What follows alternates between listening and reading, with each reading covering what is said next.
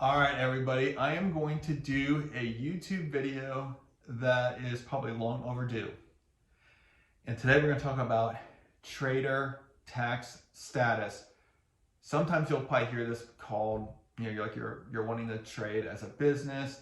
You've heard people talk about it, but you don't know what it is and you don't know if it's right for you. So we're going to talk about all of that stuff today. But before we do any of that, there are 4 simple things I want you to do if you are getting enjoyment and value out of my YouTube videos. And this one's a doozy. So number 1, like the video. Simple. 2, subscribe to the channel. Number 3, hit the bell.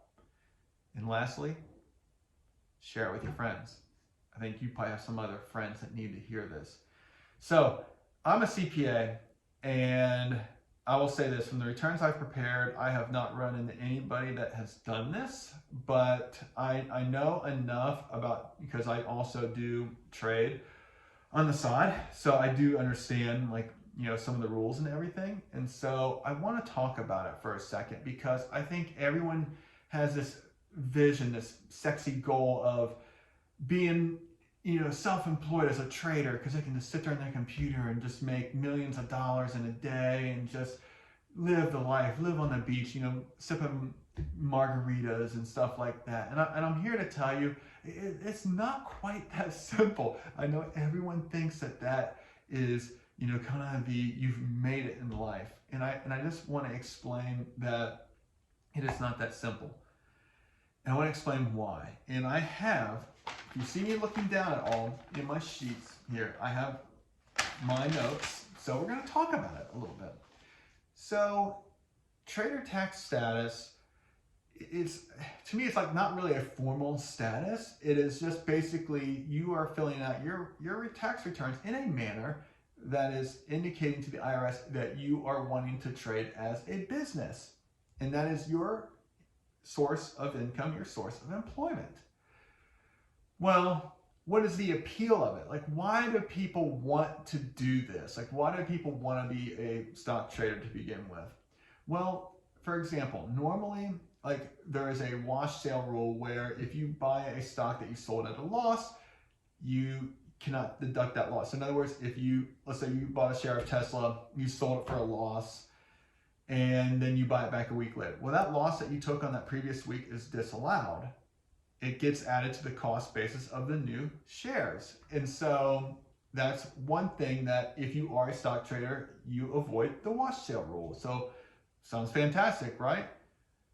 Well, there's also other things too. Like all of your capital gains, or all of your write-offs, like your margin interest, your educational tools, your equipment, anything like that, it's very similar to a business. You get to write all of that stuff off. And so it's, a lot of people think, oh my gosh, this is fantastic. I can set up this business, I can get an LLC and do this, and it's gonna be great. Well, here's the problem. For most people, it's probably more hassle than it's worth. And we're gonna talk about it right now. So, with the IRS, a lot of this stuff, there's not a bright line test. There's not a test that says if I do 5 trades a day, I'm going to be a professional trader and it'll be good. There's not. A lot of it comes from court cases. 2 court cases that you might want to know about are Pop versus Commissioner and Endicott. Those are 2 main ones, and you might want to pay attention to those, and you can Google them and read about them. But here's where you have to first focus. There are 2 guidelines here. You're focused on, first of all, the type of activity. It has to be substantial and regular, frequent, continuous. Just like you're running a business. Like if you're running a business, you don't run a business for a month and then you call it quits for the next 11 months of the year. Like you're continuously doing stuff. Like if you're selling widgets, you're continuously selling them throughout the whole year. Same thing with trading. Like you want to be continually engaging in that activity throughout the year. So you want to it has to be a big part of your life. The other thing is the focus. You're focusing on small swings in the stock price. You're not focused on like a long-term investment. You're focused on the price is here, I made a profit. It's that simple. You're not focused on holding this thing for 5 years and watching it grow. Like you're not, it is not an investment. It is merely a difference in price, and you're trying to capture that, whether it's through a day trade or a really short swing trade. That's what you're trying to do. Now, there have been some guidelines kind of thrown around, and before I say this, like these are not absolutes. These are just based on court cases and data that has been thrown out there. I would encourage you to go look at court cases, and like the ones that I'm going to talk about a little bit, but see for yourself. At the end of the day, you need to see for yourself if this is the right approach for you. I truly think for most people it's not, especially if you have a full-time job, which I'll talk about in a second. We'll hit the main points. But again, you have to decide what's best for you. So in Poppe versus Commissioner, and it's Poppe, so I guess Poppy, but I'll just say Pop because that's what I think it is. So anyway, he was granted trader tax status, and he was considered a professional trader. He made an average of, about 720 trades a year.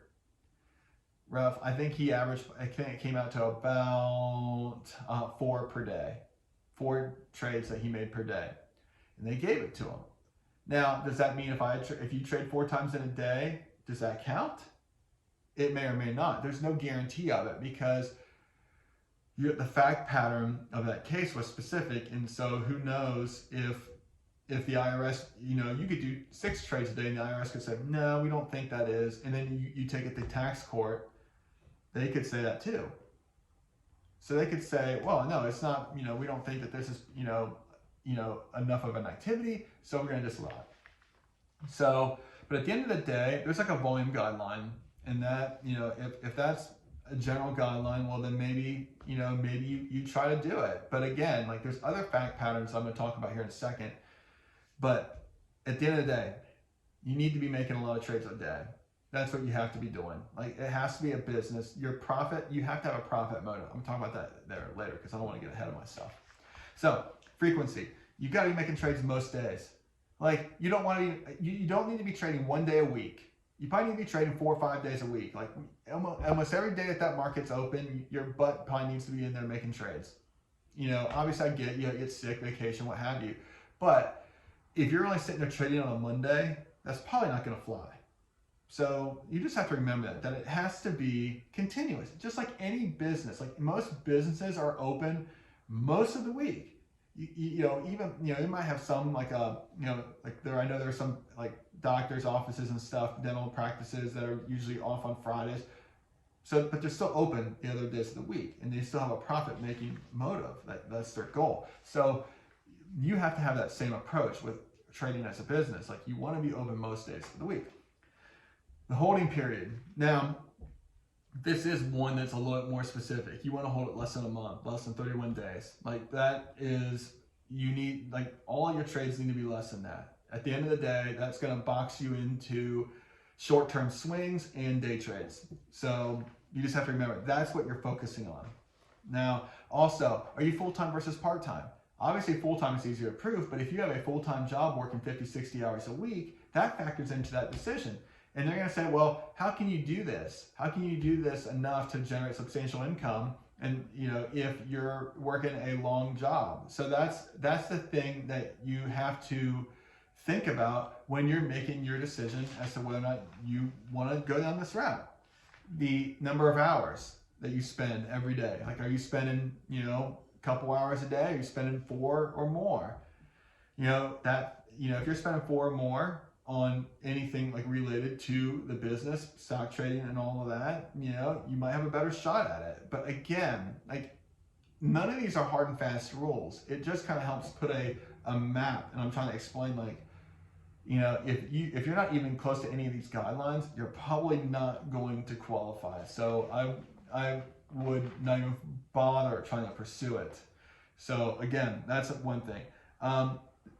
I go back to what I said earlier. You have to have a profit-making motive.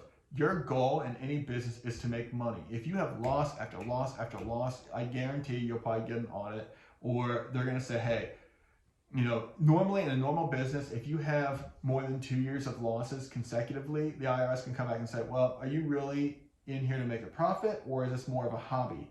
And they can disallow any loss. Like basically, if you have $10,000 in sales and $12,000 of expenses, they'll only allow you to take $10,000 of expenses to zero you out.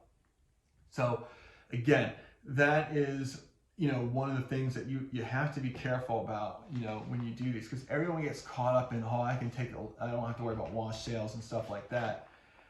True, but you still have to have a profit-making motive. Like, you can't just do this and start taking losses against other income you have. You cannot do that. Again, if you do it enough, it will catch scrutiny. So you want to be careful with that. Operations, like, do you have a dedicated spot? Like, are you actually running this like a business? If you're sitting over here and this is just an extension of your personal checking account, like you don't have a separate bank account, all this stuff, at the end of the day, none of this stuff matters. Like, you're not treating it like a business. If you're going to do a business, you got to run it like a business. And then the account size. Account size is key. Like, if you're a day trader, typically, like in the United States, you need to have more than $25,000 in an account. If you do 3 or more round trips in a 5-day period, I think it's more than 3 actually, you will get flagged as a pattern day trader, which means you will have to, and this is if you have a margin account. If you have a cash account, you're limited because it takes 2 days after you sell for the cash to settle. So you can't take another trade, because if you take one and sell it while that cash is not settled, you'll get flagged and your account will get restricted. But a margin account is where the pattern day trader rules apply. So at the end of the day, are you in that camp? You have to ask yourself that. Are you trading with a large amount of money? And then, again, we don't want a lot of lapses. Like, you don't want to do it in January and then you duck off for 5 months. That probably does not look favorably on that.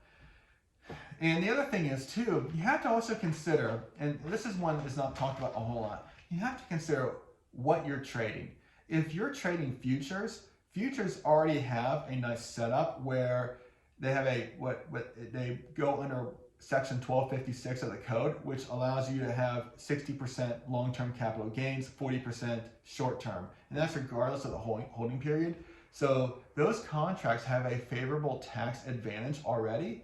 And if you are trading those and you go and apply for trader tax status and go through all of that, you're basically converting long-term capital gain income to ordinary income. You don't want to do that. That is not where you want to be.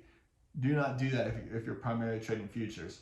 The other thing too, to be aware of is, when they talk about like making a mark-to-market election, a lot of times, a lot of traders will do this, and it's section 475 of the Internal Revenue Code. I know, I sound like a code dork here, but you get the point.